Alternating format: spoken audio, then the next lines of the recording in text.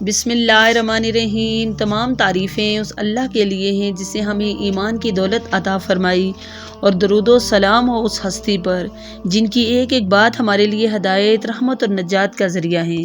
میرے پیارے بھائیوں اور بہنوں، آج ہم رسول اللہ صلی اللہ علیہ وآلہ وسلم کی حدیث مبارک کے چند ایسے واقعات سنیں گے جو دل کو نرم کر دیتے ہیں، آنکھوں کو نم اور انسان کو اپنی زندگی پر غور کرنے پر مجبور کر دیتے ہیں۔ رسول اللہ صلی اللہ علیہ وآلہ وسلم کے پاس زکوٰۃ کی کھجوریں لائی جاتی تھی۔ ہر صاحب استطاعت مسلمان اپنی زکوٰۃ پیش کرتا، یہاں تک کہ کھجوروں کا ایک بڑا ڈھیر لگ جاتا۔ ایک دن نبی کریم صلی اللہ علیہ وآلہ وسلم کے نواسے حسن اور حسین رضی اللہ تعالیٰ عنہما ان کھجوروں کے پاس کھیل رہے تھے۔ بچپن کی معصومیت میں ان میں سے ایک نے ایک کھجور اٹھائی اور منہ میں رکھ لی۔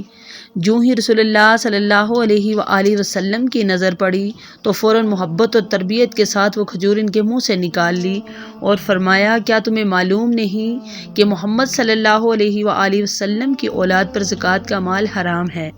یہ حدیث ہمیں سکھاتی ہے اسلام میں حلال اور حرام کی حدیں کتنی واضح ہیں، اور یہ کہ اپنوں کے لیے بھی دین کے اصول میں کوئی نرمی نہیں۔ صحیح بخاری حدیث نمبر 148۔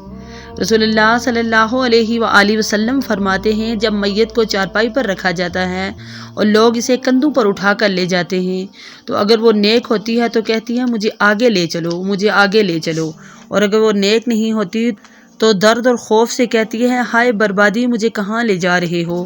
نبی کریم صلی اللہ علیہ وآلہ وسلم فرماتے ہیں کہ اس آواز کو انسان کے سوا تمام مخلوق سنتی ہے، اور اگر انسان اسے سن لے تو وہ بے ہوش ہو جائے۔ یہ حدیث ہمیں جھنجھوڑ کر رکھ دیتی ہے اور یاد دلاتی ہے کہ اصل سفر قبر سے شروع ہوتا ہے اور اصل کامیابی نیکی اور تقوی میں ہے۔ صحیح بخاری حدیث نمبر 1314۔ رسول اللہ صلی اللہ علیہ وآلہ وسلم اپنی مرض وفات میں باہر تشریف لائے۔ آپ صلی اللہ علیہ وآلہ وسلم کے سر مبارک پر پٹی باندھی ہوئی تھی۔ آپ صلی اللہ علیہ وآلہ وسلم منبر پر بیٹھے اللہ کی حمد و ثنا بیان کی اور پھر فرمایا، کسی شخص نے اپنی جان اور مال کے ذریعے مجھ پر اتنا احسان نہیں کیا جتنا ابو بکر بن ابو قحافہ نے کیا ہے۔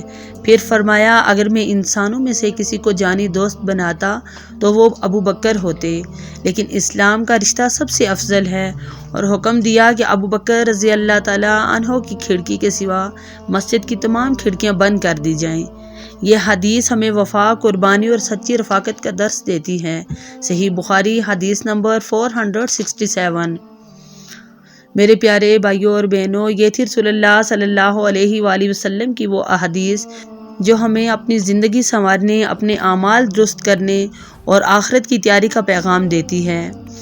دعا ہے کہ اللہ تعالی ہمیں ان احادیث پر عمل کرنے کی توفیق عطا فرمائے، ہمیں حلال اور حرام کی پہچان دے، نیک اعمال کی محبت نصیب فرمائے اور ہمارا خاتمہ ایمان پر فرمائے۔ آمین یا رب العالمین۔ اگر یہ ویڈیو آپ کے دل کو اچھی لگی ہو تو اسے لائک کریں، اپنوں کے ساتھ شیئر کریں اور ہمارے صحیح حدیث چینل کو سبسکرائب کریں تاکہ ایسی ہی ایمان افروز احادیث آپ تک پہنچتی رہیں۔ جزاکم اللہ خیر، والسلام علیکم ورحمۃ اللہ وبرکاتہ۔